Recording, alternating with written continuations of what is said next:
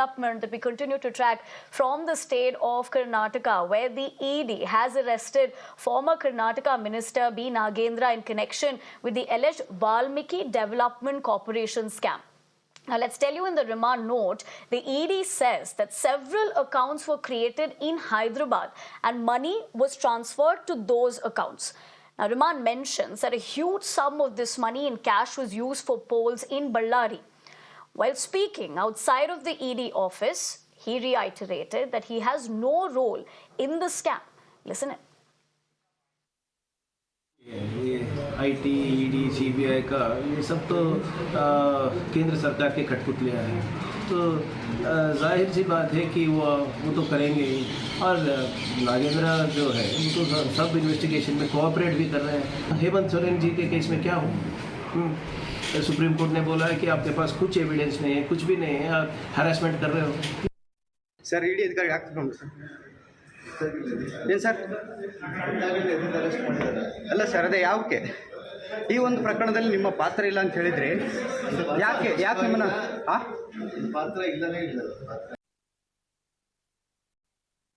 All right, we also heard, of course, Priyank Kharge and Nagendra react over the same. Now, let's tell you that his arrest and subsequent custody comes after raids were conducted by the Enforcement Directorate on Wednesday at various locations linked to Nagendra and MLA Basana Gowda concerning the alleged embezzlement of funds from the Valmiki Development Corporation. Now, in response to the ED raids, Karnataka Deputy Chief Minister D.K. Shivkumar stated that the raids were unnecessary, emphasizing that the special investigation team had already conducted thorough investigations and recovered the money. Now, Nagendra had resigned on June 6th amid the ongoing investigation. That is, let's also tell you the controversy surrounding the Maharishi Valmiki Scheduled Tribes Development Corporation first came to light after the suicide of an official, Chandrasekharan, on May 26th.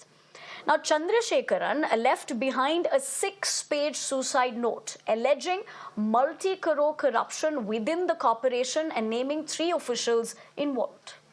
Let me take those points across to my colleague Neha. Neha, very good afternoon. As far as this is concerned and what we're looking at it, the allegations that the ED is trying to really establish here with his particular role, although we do understand he has said there's no role of his in this particular scam, but we're also drawn a little bit of perspective about the background of this case. So what has the central agency really been able to establish, number one, and if any seizures, if you could talk to us on that front as well.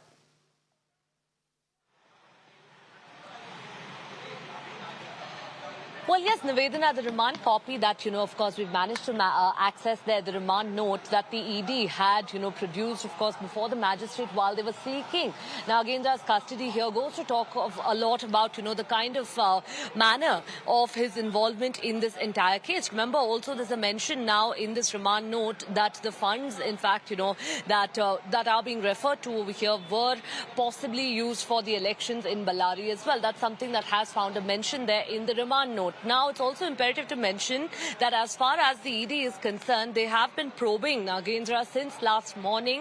It's been, of course, over nearly about 1.5 days now. Remember, of course, while he was arrested last evening, we've been seeing the ED grilling him from yesterday morning. There were, of course, several raids that were held before, that were, in fact, carried out before he was actually brought in for questioning. He's been in questioning now, and once, of course, his medical and he was produced before the judge, we saw the manner in which the court, in fact, of course, went on to grant the ED custody here. What's important is the investigation and the way forward. Now we're picking up that the ED would be probing not only, of course, Nagendra's role in this, but all of those other people reportedly to whose accounts, in fact, money was transferred. All of them also, of course, would now be under the scanner. Remember, this isn't a small amount that we're referring to or a small number of people whose involvement here is concerned. All of this is something that would come under scrutiny. But having said that, as the investigation is progressing on one hand, on the other hand, we're seeing the politics around this also escalating. Right, Neha. Thank you very much for getting us more on that. That is, of course, my colleague Neha Hebale drawing things into perspective, essentially what would also mean next in this particular case. But for the moment, let's leave it at that.